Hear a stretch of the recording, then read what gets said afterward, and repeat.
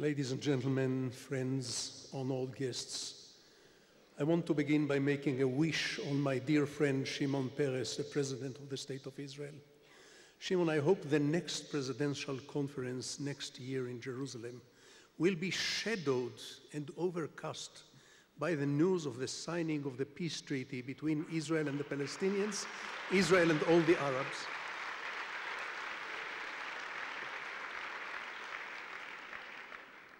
We are here to speak about morality and politics, about morality and national interests.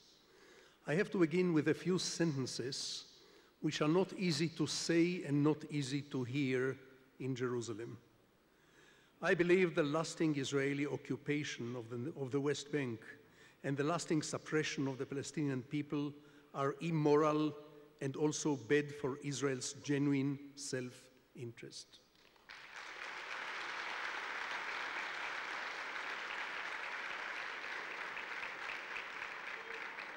I believe that building and expanding Jewish settlements in the occupied Palestinian territories is immoral and also bad for Israel's genuine self-interests.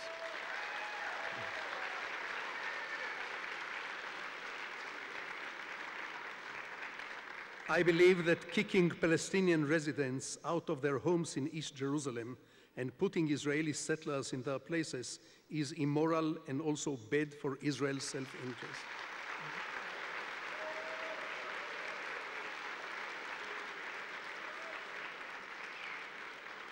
And I say this as a man who loves Israel dearly, loves Israel with all his might.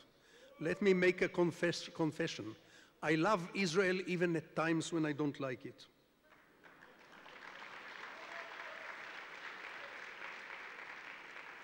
However, the foundations of the Israeli-Palestinian conflict are not so morally clear-cut. They are ambivalent, even tragic, and I will come back to this point. As a novelist, I find myself much less interested in conflicts between good and evil and more fascinated by conflicts which contain a certain moral ambiguity. You will not find in my novels and in my stories good heroes and bad heroes. Usually you will find in them various shades of gray, a clash between right and right.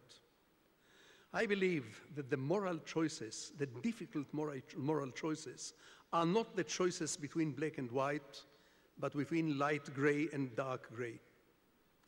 The daily decisions are normally not decisions between black and white. Only scarcely a statesman confronts a decision which is morally unambivalent. Let me share with you a certain moral credo. We may disagree with each other on what is the essence of good, what is the meaning of good. Philosophers have been struggling over the significance of good for thousands of years, but somehow every one of us knows what is bad. And the definition of bad is inflicting pain on others.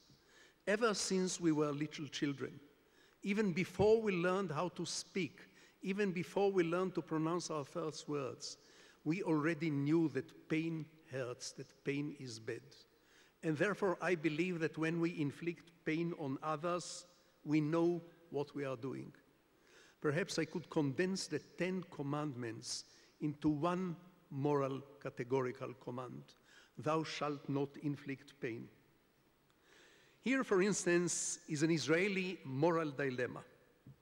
What do you do when your neighbor from across the street sits himself on his balcony, places his child on his lap, and starts shooting into your own nursery? This dilemma is called Hamas in Gaza. It has no good solution. There is always only the lesser between many evils. Here, for instance, is a dilemma of all the enlightened states in the world. What the hell is the difference, the moral difference, between Libya and Syria, between Gaddafi and Assad? This perhaps is the right place to say a couple of sentences about the Arab Spring. There is a Dr. Jekyll and Mr. Hyde in the Arab Spring. in the same streets, in the same squares, in the same demonstrations, in the same parades in the Arab capital cities, you will see side by side, shoulder to shoulder, the modernists, the freedom fighters, the Democrats, and the medievalists, Islamists who want to further oppress the women and further oppress liberties. Who will prevail is difficult to know. No one can predict who will prevail. But there is one thing I know for sure. Israel has to be not on the side of Mr. Hyde, not on the side of the existing tyrannical regimes, but on the side of the freedom seekers in the Arab world. In the long run, this is a moral decision and a national interest alike.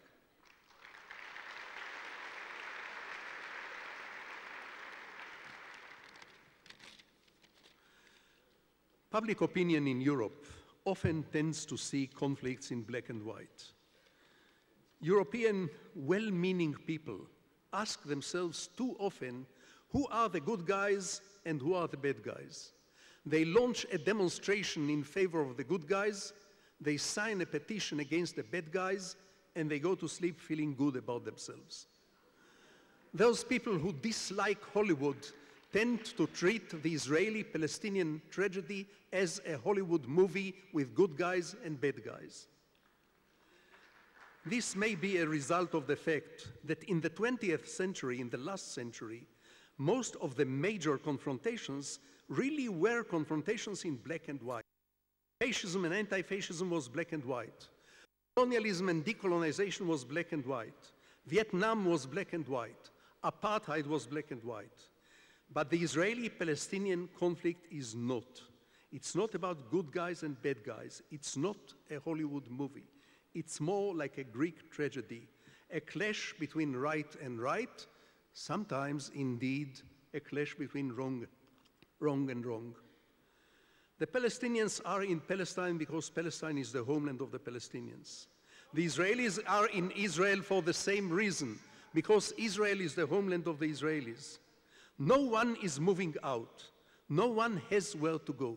The Palestinians have no other place and the Israelis have no other place. The country is very small. It's smaller than Denmark. To judge by the fuss it makes about itself in the world, you might have thought that it's bigger than China, but in fact it's smaller than Denmark. Now the Israelis and the Palestinians cannot become one happy family because they are not one, because they are not happy, and because they are not even family. They are two unhappy families. This conflict cannot be concluded by a sudden burst of honeymoon between deadly enemies. It had to be resolved not by a honeymoon, but by a fair and painful divorce. Vis-à-vis the Palestinians, my slogan is not the old hippie slogan of the 1960s, make love, not war. No, vis-à-vis the Palestinians, my slogan is make peace, not love.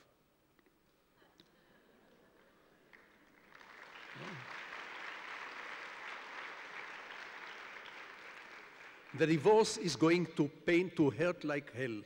For the Israelis, it means giving up some of our ancestral biblical land.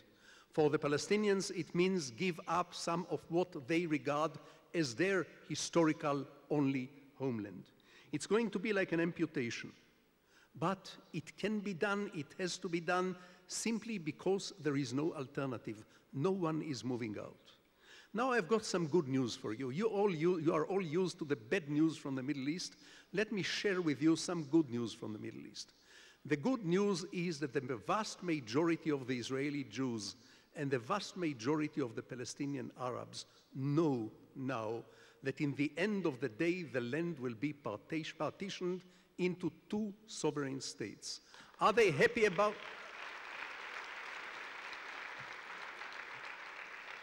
Are they happy about it in Israel and in Palestine? They are not happy about it. Are they going to dance in the streets in Israel and Palestine when the two-state solution is implemented? They are not going to dance in the street. But they know now. which is more than I could say about bygone years when the Palestinians and the other Arabs used to treat Israel as a Dawla al-Maz'uma, the artificial entity, in order to avoid the explicit word Israel, and the Israelis preferred to speak about local Arabs in order to avoid the term Palestinians. Now, both of them know that the other is real and that the other is not going anywhere. Now, if I may imply a metaphor, the patient, Israeli and Palestinian, the patient is unhappily ready for the surgery, but the doctors are cowards.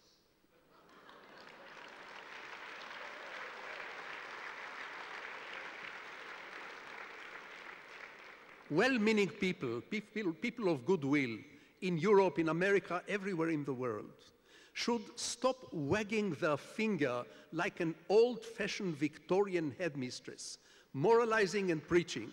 Instead, they should ask themselves, what can we do in order to help both sides?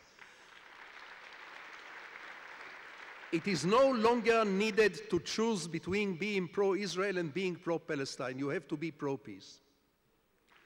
Now,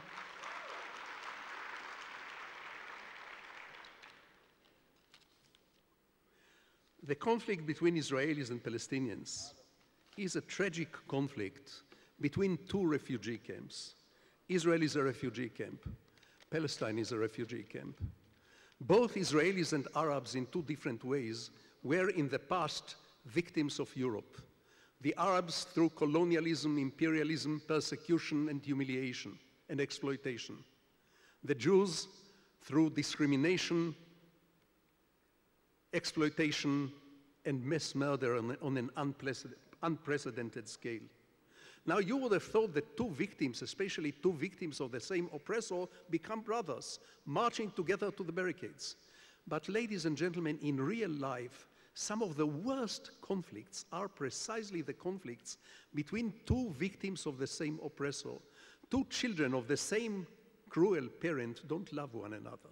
They look at each other and they say, you are exactly like him. You are the image of the oppressing parent. And this is very much the situation between Jew and Arab. We Israelis look at the Arabs not as fellow victims, but as an incarnation of our past oppressors, Cossacks, pogrom makers, Nazis, who changed their outfit, but who are in the same old game of cutting Jewish throat for fun. The Arabs are looking at us, not seeing us as what we really are, a bunch of refugees and survivors. No, they see us as an extension of the white, oppressing, colonizing Europe. This ladens Europe with a particular responsibility, moral responsibility. And I would describe this moral responsibility as the responsibility of a country doctor. Anton Chekhov, the great Russian storyteller, Anton Chekhov, was not only a marvelous playwright and storyteller, he was also a country doctor who at night would go to the near village and next villages from his village and tend people suffering from cholera or from the plague. When you see bleeding people on the road, don't ask which driver takes more responsibility for the car accident. It's irrelevant, it's not urgent. Ask, what can I do in order to stop the bleeding, to tend the injuries, to bring them to hospital, to heal the suffering? And this, I believe, is what people of goodwill in the world should do instead of wagging the finger. I believe the solution for the Israeli-Palestinian conflict is two states, roughly in the lines of 67, but not exactly in the lines of 67, with modifications, turning this house into a semi-detached house. I don't like to make prophecies. It's difficult to be a prophet, especially in Jerusalem. There is too much competition in the prophecy business. But let me give you one prediction. One day there will be a Palestinian embassy in Israel, and there will be an Israeli embassy in Palestine, and those two embassies will be walking distance from one another, because one will be in West Jerusalem and the other one in East Jerusalem.